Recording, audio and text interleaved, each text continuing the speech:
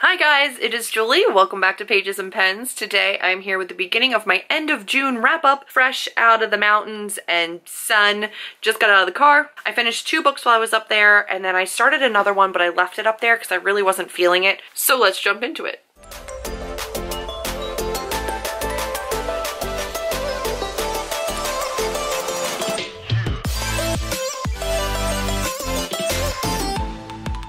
The first one was Ironside by Holly Black, which was, I think it's the 3rd of this series, but the second one, Valiant, is not an exact sequel to Tithe. So I went to this one. Somebody said I could just go right to this, and I could. I didn't miss out on anything. I don't feel like I didn't understand anything. This one followed right where that one left off, at least for me. Like, I was able to pick right back up. I like this one better than Tithe. This one is a 2007, I believe, publication, and I think that this one held up a little bit better than Tithe did. All of that, like, typical fae court intrigue. It had some romance. I think for a 2007 book, it had ethnic diversity, sexual diversity. It was just enjoyable. And I think that the, like, intrigue and the way that it's just, like, just the right amount of dark is really, really cool. Is it as good as her more recent fae stuff? No, but it's not bad. I gave this one 4 stars. I definitely liked it more. I think Tithe was like a 3-star. So this one got a 4. Not bad, not bad at all. And then I went on to a contemporary because I've just been in such a contemporary kick lately, which is weird because it's like not my thing.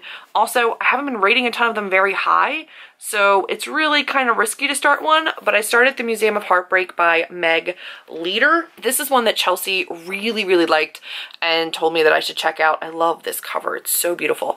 Anyway, I read this and I ended up giving it 4 stars. I really enjoyed it. This one, I wrote like a review on Goodreads. I'm just so happy with the way that like YA is now portraying families. There are parents in this book. There are like family grandparents in this book that are pivotal parts of the role, that aren't absent, that are involved, that know what's happening in their kids' lives. And I appreciate that in YA. Like, I don't know about most kids, but like my parents were really involved. And while they let me have like my own room to do stuff, they were there, they existed. Like, I'm just happy to see them existing. Also, we have like fights with friends and they're handled well, you know, like sometimes lifelong friends that you've had since like kindergarten, you grow and sometimes you grow apart, but it doesn't mean that you have to grow away from each other completely, but there's an adjustment period there. It was just really good. I liked it. It was a 4-star. Was it predictable? Sure. Was it super crazy tropey? Yes. Did I still really enjoy it? Sure did. So I'm gonna go 4-star with this one. Plus it's just beautiful, so I'm gonna keep this one. I didn't actually tab or annotate either one of these because I read them out of the pool and I wasn't taking like pens and tabs and everything out there, but they were both really enjoyable. This one was a 1-day read, like super, super quick. So definitely liked this one. And those are the first 2 books of the second part of June for me. Okay guys, I am back with a little bit of an update. I actually finished another book. I finished an audiobook for the Kiss Quotient, which is our book club book of the month. This will be on Chelsea's channel on Wednesday, tomorrow. So well before this goes up, I will link to it up in a card up above. I can't wait to talk about this book, guys. It is, again, I said, an audiobook read. It was free on Hoopla, which was perfect because then I didn't have to pay any money for the book. It was a 5-star contemporary read for me, which never happens. This is an adult contemporary. We're well past college age. These are like professional people, and we're following Stella and Michael. Stella is a econometrics. She works with numbers. She is autistic, and she's really bad at interpersonal relationships. So she hires Michael, who is an escort, to help her with physical intimacy and getting close to people and sex. She thinks she's bad at sex, and that's why relationships haven't been working. She doesn't think that she can just get better at sex with practice with somebody because of like her autism, the way that she relates to people. She really thinks that a professional is the best way to go about this. So she hires Michael and things go from there. Michael's like, oh God, guys, Michael is described as so freaking steamy gorgeous. I can't stand it. So swoon worthy. The tension in this, the romantic tension, sexual tension, there's family conflict, family dynamics, there's Stella working through her autism and her interpersonal issues, there's Michael and he's working through things with his family and his father and his own self-doubt. So it's not just like this autistic girl who has self-doubt, there's also this gorgeous, gorgeous like escort who has self-doubt, and they're both working through their own things, and then they're both working towards one another, and it was so good. It is so rare for me to give any contemporary 5 stars, especially an adult sexy time contemporary. This was a 5-star read, guys. I can't wait to talk about it. Definitely go check out the live show because there's going to be a ton of discussion. If you haven't read this yet, I absolutely recommend you reading it. It is so good. And I actually think that Amber from Amber's Books and More got this in a book of the month, and then the book of the month, like, shipping stalled out and it's been sitting for like weeks. So they sent her out a new one, and then as soon as she got the new one, the other one started moving. So if she gets 2 of them, she's gonna send me one, which I really hope happens. Like, sorry, not sorry, book of the month. I really want this book on my shelf. It's that good. So 5-star read. I needed a 5-star read this month. I hadn't had one yet, and I'm really, really glad that it was a 5-star read for me. It was amazing. So well done, contemporaries, lately. I'm super excited. So that's been my update for right now. I'm currently reading The Strange and Beautiful Stars of Ava Lavender, which you will not see too much of in this update when I finish it, because I'm doing it for a Throwback Thursday as well. So you're gonna have to wait until July for a Throwback Thursday on it. But that's it for right now. I'll check in with you guys later. Bye. I have a ton of vlogging to catch you up on because I've been really, really bad about it. It's the 27th, and I don't know if I'm going to finish anything else before the end of the month. So I have 4 books here to talk about that I've read. I've just been so slumpy and so crazy. I've been really, really busy. I've had stuff going on every single day, dealing with the repercussions of this accident, trying to deal with insurance, being on the phone all the time, and just being in a bit of a funk. So I really haven't been reading that much. So I wanted to go over a couple things that I did read. I did pull Unleashed from my TBR jar, and I got like 26 pages in and DNF'd it because it was absolute garbage. A lot of like trash talking on women. Hold on, I've got a couple like red flags in here, like 4 in the first 20 pages. We have somebody using the R word to discuss somebody who is less than intelligent. We have the phrase, I was complaining about Geneva Jones. First of all, Geneva Jones being in my health class, wondering why bother since she's already got every crotch critter in the textbook.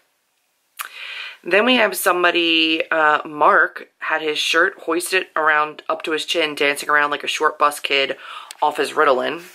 No, that was literally on the same page.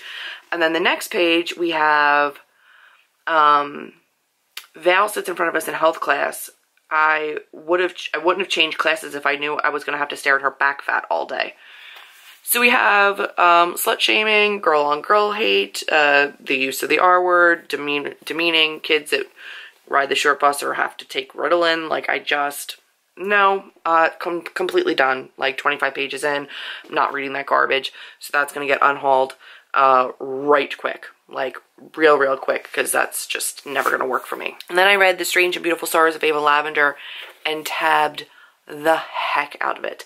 Guys, this was another 5-star read. It was a reread, so it will be up for Throwback Thursday in July. I have the full review for Price Guide to the Occult, which is her second book, and it's real bad. Like, really, truly bad.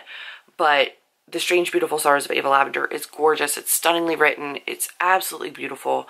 And it remains one of my favorites. I was really worried going back to read it. I read it in October, the year I started BookTube, so like a month into BookTube. I was really afraid that maybe I hadn't read it critically enough, or that, especially after her second book, that I had missed a whole bunch of stuff. And there are still a ton of trigger warnings. There's trigger warnings for murder, for suicide, for rape, for suicidal thoughts, for abuse of animals, the murder of animals, just a ton of stuff. Like, really, truly, it can get dark, but it's so beautiful still. So that was a 5-star read for me that I really loved. And then it took me about a week before I picked up another book, and then I picked up Sleeping Giants by Sylvain Nouvelle, and this was my first time reading this. This is an art copy from like 2016 that was gifted to me, and I read this and loved it. It took me a little bit of a while to get into it, and I don't know why. I was kind of pitched this as like an adult Illuminae Files, and that it was mixed media. It's not really mixed media in the same way that Illuminae Files is. This is basically just interview format or journal pages, so it's still straight text. It's not really anything that looks too strange, like in way of formatting, but I really did enjoy this. We have in this a character who is portrayed, at least in the beginning half of this book, as like the human version of Aiden from the Illuminae Files series. and he is dark. Unfortunately, I don't think you get to know the characters in this as well as you do the characters in Illuminae, but I still really did like it. So definitely a cool premise. Totally going to be keeping on with this. I know a ton of you told me to listen to the audiobooks, but unfortunately, my library doesn't have the audiobooks. Hoopla doesn't have the audiobooks. I'm not paying for an audio subscription. So I am reading these in physical, but super, super loved it. Was really, really good. So now I've got to get the rest of the series because I really loved it. And then my last book for the month, that only puts me at 12 books for this month. So I have one last one, and I am so excited about this book, guys. I'm not even kidding you. I am like beyond in awe that I have this. It's The Wicked King by Holly Black, which is the sequel to The Cruel Prince, which you guys know I loved and 5-starred last year. Oh my gosh, this book was so good. First of all, I'm going to put it down because I'm taking really good care of it. It's not my book. It was loaned to me, so I'm returning this tomorrow to a very, very amazing bookish friend who knew that I was in a reading slump and that nothing was connecting. And she said, I haven't read it yet, but I will send it to you to read, and I'll even put a return postage and you can just send it back to me when you're done. I've been reading it and holding it very carefully, like not cracking the spine, not like hurting the edges or the pages or anything. Like I haven't had any snacks or water, like haven't had anything to drink. I'm a little dehydrated. I just finished it. I finished it in 24 hours. I binge read it. There are a couple books that I do want to read still, but again, I'm just going to end the vlog here. Obviously, The Wicked King was a 5-star read. It doesn't come out until January of 2019, so I'm not going to go into detail. I wouldn't anyway, just because it is a sequel to The Cruel Prince. But I will say, it was an amazing second book. I don't think it has second book syndrome. I thought it did amazingly well. It was everything I could have wanted from a book. And I'm mad at myself for reading it this early because now I need the next one right now. And I know I'm going to have to wait forever to be able to read it. So yeah, it's like a blessing and a curse because I really did want to read this. I feel so incredibly blessed to have the bookish friends that I do, and so incredibly blessed to be a part of this community and to have been able to read this. But I'm mad because now I gotta wait a really long time because that was so good. It was so good. I know this is going to make my like top of 2018, and I know it's going to make everybody's like so many top of 2019. If you love The Cruel Prince, you will love this one too. So this month I read Open Earth, which was a graphic novel, 145th Street, which was a short story collection, Snow Like Ashes, which was one of my TBR jar picks, First and Then by Emma Mills, Saul Kill Girls by Claire Legrand, Circe by Madeline Miller, Ironside by Holly Black, Strange Beautiful Sorrows of Ava Lavender by Leslie Walton, and Museum of Heartbreak by somebody I don't remember, The Kiss Quotient, Sleeping Giants, Wicked King, in this spreadsheet at least I'm not counting, Unleashed. So that was 3,682 pages for 12 books. Let's see the ratings. I went from Open Earth got 4, 145th Street got 4, First and Then, Snow Like Ashes, Saul Kill Girls, and Circe all got 3 stars. 4 stars were Ironside and Museum of Heartbreak. And then The Kiss Quotient, Strange Beautiful Sorrows, Sleeping Giant, and The Wicked King all got 5 stars. I am hoping to maybe read In an Absent Dream and Ghost City, or City of Ghosts, or the Victoria Schwab middle grade. I'm hoping to maybe still read those, but I'm just going to tack them on to next month because I know I need to edit this to go up while I'm away for a bachelorette weekend. July is stupid busy for me. August is stupid busy for me.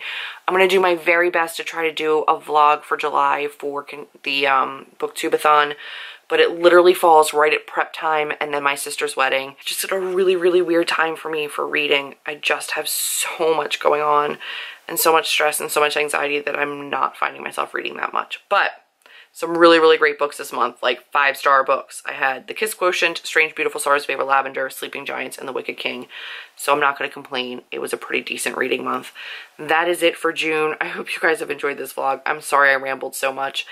If you liked it though, be sure to give me a big thumbs up, click subscribe, and I will see all of you in my next video. Bye guys.